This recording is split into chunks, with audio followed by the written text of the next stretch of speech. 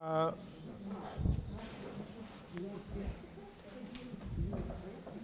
want to note from the outset that I'm giving my presentation also at the request of the college, which I appreciate their graciousness, but also in the context of the 80th anniversary of one of my alma maters, the Bernard Revel Graduate School.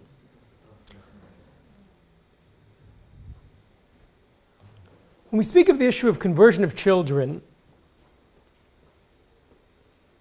as perhaps a response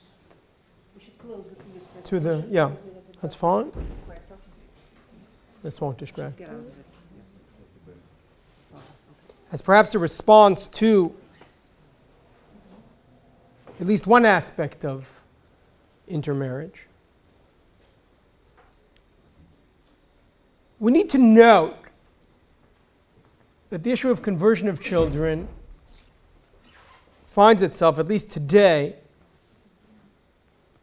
on a spectrum of historical, halachic, and at least in this country, political issues. I'm going to focus my discussion today, in this sense it's a natural continuation of the previous talk, on the conversion of children within not just the Israeli market, but particularly among immigrants from the former Soviet Union. I'm going to divide my talk into three. First, I'd like to just present a statistical analysis of what's happening here,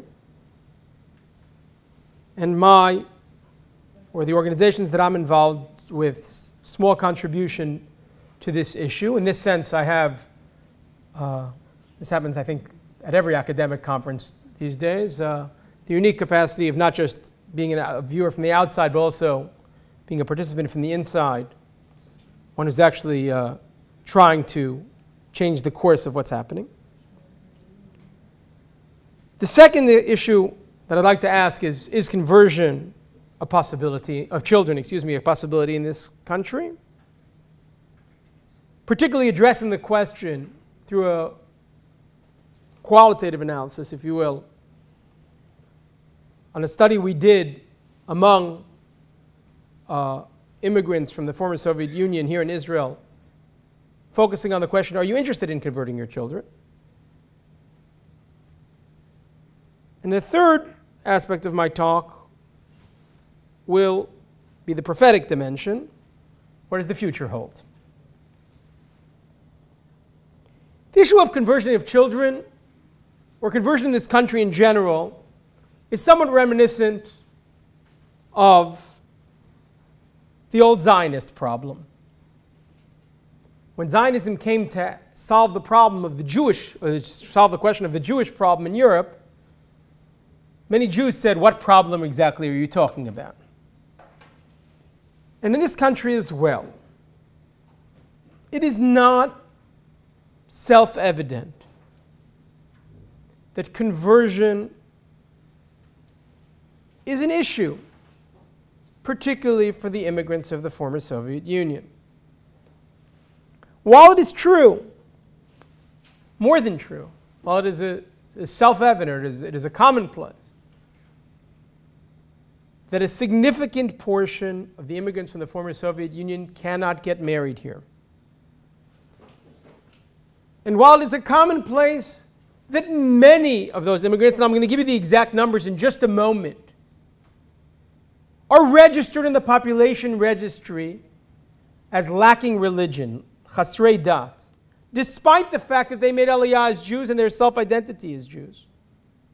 They self-identify, as Jews. It is not 100% clear that many, or most of them even, see this as a problem.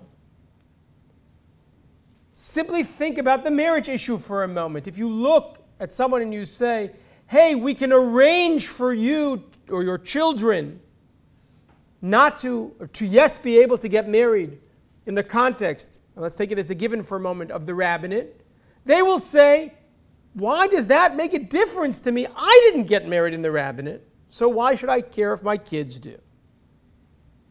That's a very simple equation. And probably because of that, coupled with the fact that in today's conversion system sponsored by the State of Israel, the threshold for converting, particularly for adults, but also for children, I'll come back to this in a moment, is incredibly high. And I say that as an Orthodox rabbi. It's not surprising to find that the number of converts is infinitesimally small vis-a-vis the 300,000+ people who made Aliyah or their children who were listed as lacking religion. As an aside, let me point out that despite the fact that people claimed that time would, so to speak, solve this problem, that the percentage of those lacking religion would go down as the Jewish population of Israel grew, statistics that are relatively new, only from the last few weeks, demonstrate that that is simply not the case. And forgive me for not being as agile as I should be to put this up on the screen, but simply to give you the numbers. I'm going to give you the numbers from 2008, 2012, and 2015. In 2008, there were 1,772 converts in this country who immigrated from the former Soviet Union. In 2012, 1,455. And in 2014, this number is 1,737. In terms of numbers, percentage of the population of the Chasrei Dat, of those lacking religion, in 2008, we're talking about 5.49%. In 2012, 5.30%. In 2015, 5.48%. In those 9 years, the Jewish population of Israel rose more than 800,000 people. And yet, the number of Chasrei Dat remained proportionally pretty much the same. Not proportionally, percentage-wise the same.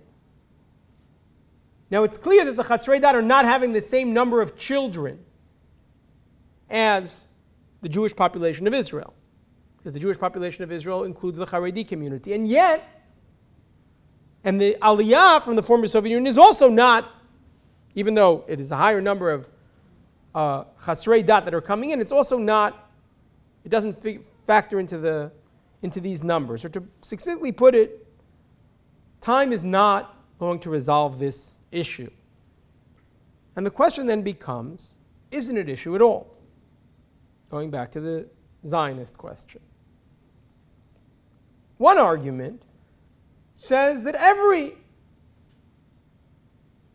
uniquely ethnic population in every democratic country has a certain percentage of those who identify ethnically who are not, at least purely part of that ethnicity.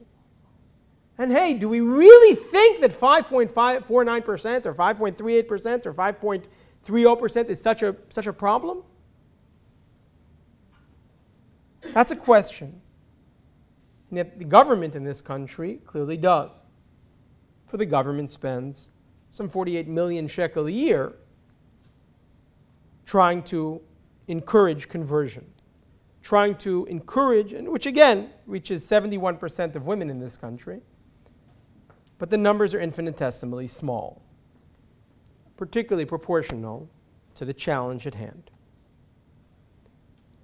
So is conversion a problem? To summarize my first section, it really depends on who you ask. If you ask the government, it's a problem. If you ask the average citizen, not 100% clear. If you look at the trajectory of the country, leaving aside for a moment, and I'll come back to the Mizrahim in a few minutes, it's questionable. But I want to return to that continuum, the halachic, political, and historical continuum. Israel suffers from a lack of identity. Not only do the immigrants from the former Soviet Union struggle with this issue. It's no secret to any of you that Israel hasn't decided if it's a Jewish or democratic state, and if it is a Jewish state, what kind of Jewish state is it? Is it a religious state? Are we a theocracy? Does the rabbinate have power? that is unchecked in all areas of life, only when it comes to marriage and divorce. These are issues that the country is still working out. And because of that, it's no surprise that the country has no systemic way of addressing, at least for some percentage of the 300,000 plus. And just to give you the exact number, according to the Central Bureau of Statistics in 2015, 354,000. It has no systemic solution to bringing or creating an opportunity for that community to wipe away that mark of Chasrei Dat and right Yehudi. To have them stop, if they want, being lacking religion and be fully members of the Jewish community. It is on this background that the issue of conversion of children raises its head. For after all, as you saw a few moments ago, so I will skip that small part of my presentation, at least from the outside, and this is going to be the major part of my thesis, at least from the outside, it would seem that if moms, non-Jewish moms, are anxious to change the trajectory of their children, to worry about their children, that if we could come up with some modus operandi that would enable us to convert children in some sort of simplistic way, that would be a game changer. And that argument is basically the argument that one of the groups that I'm involved with, Giur Kalacha, has put forward. The argument, of course, has a halachic dimension to it. Giur Kalacha's members are all Orthodox. Many of them are municipal rabbis, Rashi Yeshiva. Right now, the organization is comprised of more than 25 rabbis who are actively converting today at a pace of at least one Beit Din per week, one rabbinical bench per week. And Giur Kalacha has converted more than 380 people in a little over a year of activity. The argument of Giur Kalacha, from a halachic perspective, is the differentiator between it and the rabbinate. It says, number one, children can be converted without their moms. It says, number two, children can be converted without the family having to make a commitment to an observant or a fully observant lifestyle. So if the second issue is the main stumbling block, if in fact people are hesitant to convert, if in fact the numbers are so low because the threshold is so high, and on a second assumption, if the reason people want to convert, or women particularly want to convert, is because they want to guarantee that their children won't be stuck in the same situation, then theoretically Giur Kalacha has the perfect solution. We'll convert your children, we're taking care of the future. You're concerned about observance, you don't have to worry about observance. We could spend time talking about the halachics of this, but that's not so relevant right now. Shaul? Yeah, okay. However, there's still two stumbling blocks in front of this modus operandi. Number one, the issue of recognition. Despite having converted 380 people in the last 16 or 15 months,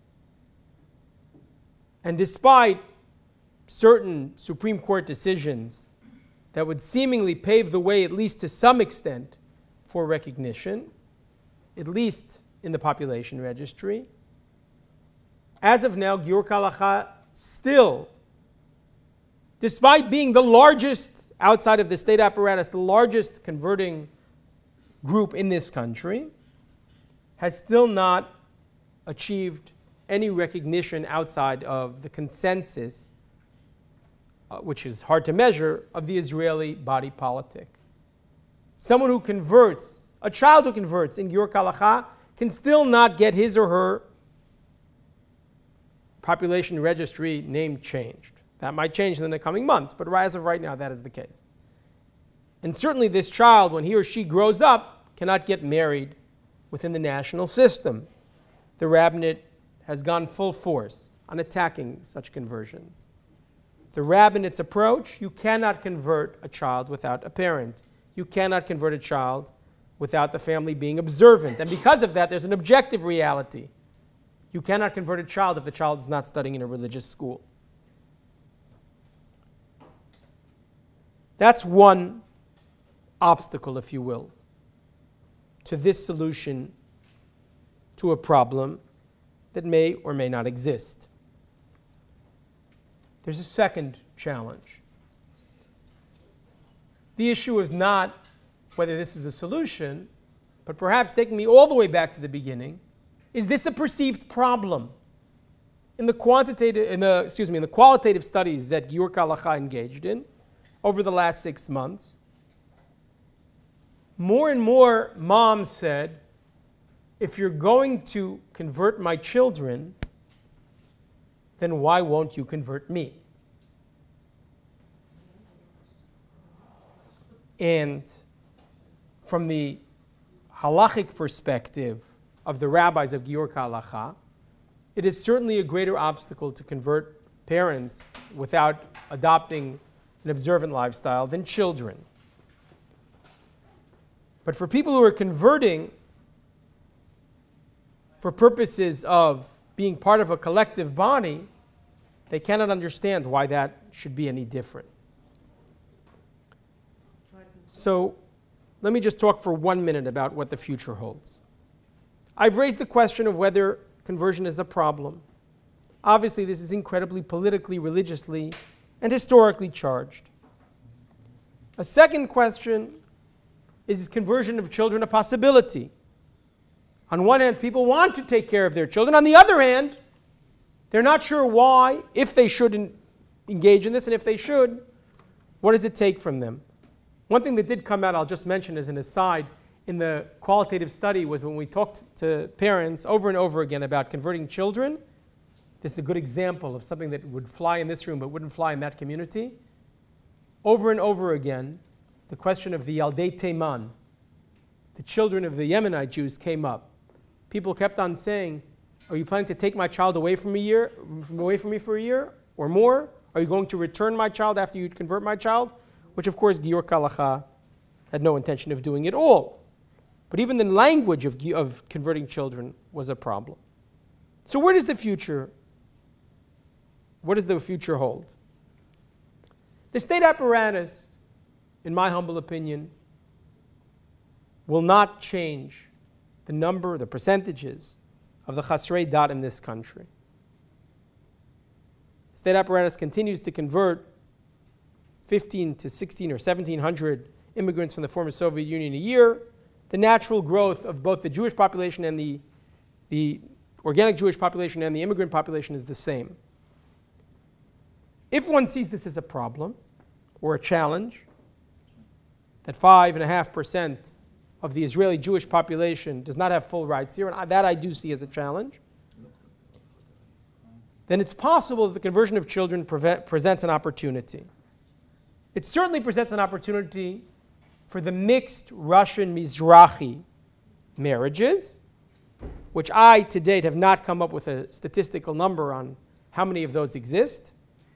But if they do exist in large numbers, then that community is ripe because the Mizrahi families clearly understand intuitively that converting of children will bring them to a place where they want to be.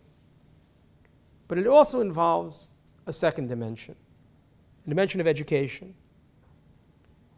As this country matures and tries to figure out what exactly it wants to be as a Jewish and democratic state, it can't simply offer conversion or tell people you have to convert, as you saw in one of the slides before. All the women, that slide was staggering for me, all the women had been, quote, told they should convert at some point or another.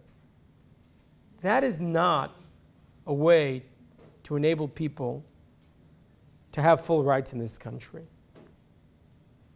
If conversion of children is going to be a possibility as a way of resolving the problem, assuming we can even overcome the halachic challenges that today the rabbinate puts in front of us, the way it's going to have to happen is by education, by people understanding that the conversion of children is not the same thing as the conversion of adults, that it's an opportunity, in my language, to level the playing field and to enable, ultimately, all immigrants who emigrated as Jews to live full lives as Jews. Thank you.